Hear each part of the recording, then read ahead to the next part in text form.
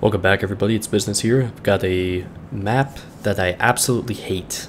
It's Ocean, and I'm playing the Cleveland. Kamikaze's in his Tier 5, Tier 6 Ryujo Japanese carrier. The enemy team does have the Independence, the Tier 6 USN carrier. I cut out the first 5 minutes to get right into the gameplay because, generally speaking, not a lot happens in the first few minutes of any match. I had originally positioned myself to protect Kamikaze from any type of air attack from the Independence. And it didn't come though, so I decided to break off and move up and try to get into some range here and help out my team. Now, the reason why I really dislike Ocean is in closed beta, I had a lot of experience with it as far as the higher tier, and it's a map that is fully and utterly dominated by long-range torpedoes. And people who are not aware of the Kitakami and the abilities that thing had, if you got on this map and it's about midway into the game and suddenly the Kitakamis move up front and launch 20 torpedoes, and it just sucked, man. It just wasn't fun. And the long range torpedoes, I mean, yeah, you can view or you could see them from quite a distance away. It doesn't make them any less threatening. You still have to maneuver to get away from them. And in a map such as this, it's all about herding. Like, you can really direct and control the team with torpedoes like that, and sometimes on a map like this, it's not a bad thing to just launch them and try to direct and control the other team like that. But everybody wants to get those hits though, so it's not really a favorable tactic for a lot of people. But anyways, I take my first damage there. It hurt, so I'm not feeling too good about this particular match. We're down 3 ships and it only gets worse. Not a lot happening. I'm trying to work this ridiculous flight travel time on the shells here for the Cleveland, and this game is about 2 weeks old now, I think. So I hadn't really had too much experience with the 17-kilometer range yet, because I think I had just earned the 4-point captain skill to give it that boost of the range up to the 17 kilometers. And I was still trying to figure out exactly my lead. I haven't really been able to enjoy the Cleveland like I did in closed beta, that's for sure. But it's still a really good ship, of course, don't get me wrong. It has some serious uses, but generally I do prefer the Aoba to it. And sorry, some desync issues as usual in these replays, so it kind of happens from time to time. But anyways, they're definitely making a push towards our base, and I'm not entirely sure if my team is interested in approaching them, because now we're down 5 ships. I mean, this is really not good at all, and almost every time in this type of scenario, it's going to be like maybe you get 2 ships or something like that, and people just kind of throw in the towel. But I personally was about to do that myself, but I just wanted to get some more hits and not make it such a waste of a match. Now, there's a few curious things that happen from time to time in various matches where you don't get a lot of focus on you, and it kind of confuses me, because there are certain situations and ships where you just have to ignore them and go for the bigger threat. But at the same time, if you're ignoring a Cleveland, I don't even know what to tell you. I mean, it's one of those top priority ships. You've got to knock it out as soon as you can, just because the overall damage potential and the way that it can affect the team's movement is pretty substantial. We did finally get our first kill there. We still lost another ship anyway, so we're still down 5 ships. They have a tier 4, 5, and 6 Japanese destroyer, so that's a big concern for me right now. There's a Phoenix, or I'm sorry, that's a... Actually, I totally guessed wrong. I forgot what type of destroyers they have. But anyways, it's really hard to tell in this preview window, so forgive me. But they definitely have a few ships on the cap, and at this point I'm just trying to see what I could do as far as buy our team some more time. And you know, I'm not afraid of sacrificing myself. I just want to do worthy damage if I'm gonna do that, and I definitely want to take out as many ships as I possibly can. So get a really good salvo in here of HE, and actually not that great, but he is gonna die here in just a second. So Kami managed a torpedo hit on him, I think, earlier, but I switched over to AP, and there's a Murmansk that's right in the cap circle around. This guy confused me. You know, if you see somebody in like a tier 7 Miyoko or you know, a tier 6 Independence, you know they probably did some work to get there. In the premium ship, you have no idea what the person's skill level is. You know, that they've even played a game prior to actually, you know, prior to this particular game. This could have been the guy's first game. I have no idea, but it's one of those situations where he just stopped shooting, sort of. I was really surprised. I thought he'd keep going, and I fully expected him to do more damage, but I'm terrible, just terrible shots, by the way.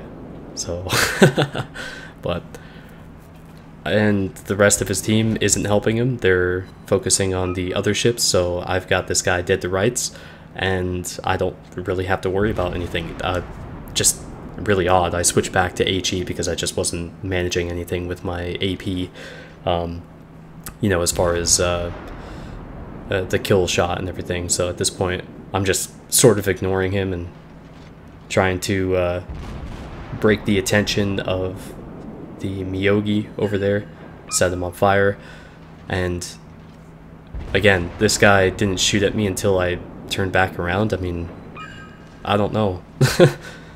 Don't get me wrong, I'm okay with it because, you know, it made the rest of this match happen, but just, again, odd behavior. But, oh, I'm sorry, it was a Kawachi.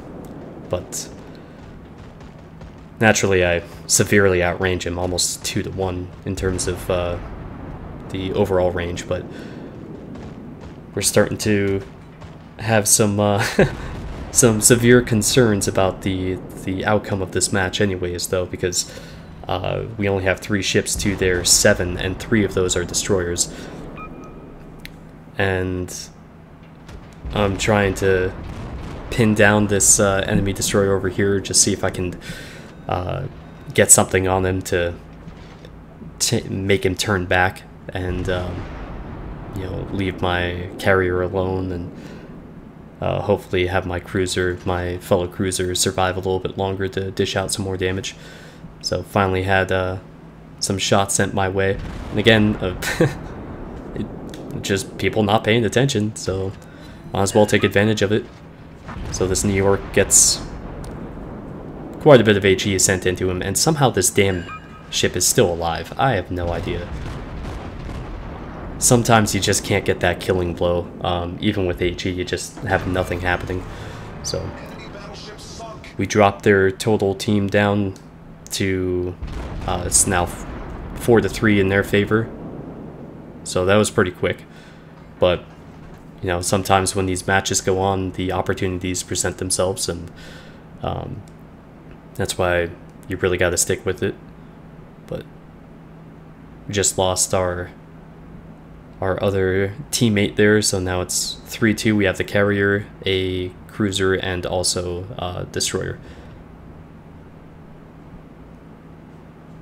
And once I saw the St. Louis and the fact that he was as close as he was, I was like, shit, he's just gonna set me on fire.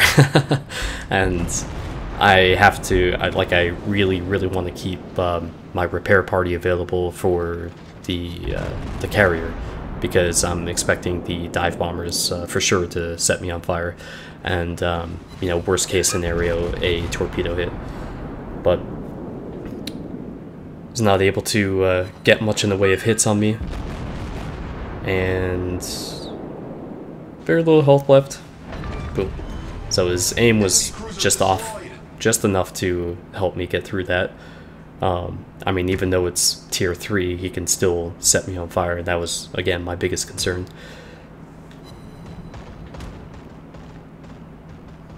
So now the Independence is in view, and I've got to dodge the incoming bombers, and there's the fire I was worried about. Try to hit that repair party as soon as I can, just to make sure I have as much health as possible. Trying to set this guy on fire, it's just not working. But there's still a damn destroyer somewhere around here, and any second he's gonna pop up. This scared the crap out of me, by the way. So finally get the Independence on fire, and I'm trying to get Kami to get his planes to spread out a little bit more. And oh, there's the torpedoes. So somewhere in that vicinity, and there's only 2. So I know there's either more on the way, or he has a few of those still in their rack, and he's waiting for a better opportunity. But curiously, I'm not really maneuvering all that much. I figured he was further off, actually. I think that was what was going through my head at this point, why I wasn't really maneuvering all that much. Managed to drive right into that, split his torpedo spread, since the AA ability made him spread out further. Definitely gave me a better opportunity to survive that. And there he is. Uh-oh. And here come the torps. Just in time. So without the... I'm not sure if he was spotted by air, but yeah, that could have been really bad. And we're almost running out of time here too. So we're racing against the clock, as well as you know, our damage totals and whatnot. So I'm not really concerned about the Independence at this point. I just need to, and I hate doing this, but in this type of situation, you've got to get this guy taken care of, and it sucks, but you got to get closer to the smoke. And I really just wanted to avoid a draw, so I'd rather die than have a draw happen, that's for sure. Still trying to position myself back towards the Independence, and shit, there he is. So I don't know why he didn't fire torpedoes. Maybe he thought that it would give his position away or something, but I mean, I think the guy knew what he was doing to some degree. They were just, I don't know what was happening there. So pretty much have this secured. He had to drop those torps way ahead of where he wanted to. Lots of AA taking out his planes and screwing up his patterns, of course, but working against the clock here. Just trying to make sure we can secure the win here. So I don't care if it's me or him that gets the kill. We just need to make this happen because time's running out. But I will say I did not take the screenshot of the detailed, like the damage details and whatnot. I don't know why. I looked for it everywhere, but I couldn't find it. But there we go, kill secured. So 191 hits and 15 incapacitation, 17 fires, 5 citadels, 4 kills. Pretty good overall. But I'm just happy we stuck with it and managed something out of nothing, considering the situations we were in. But either way, hope you enjoyed, and I'll see you back here soon. Take care.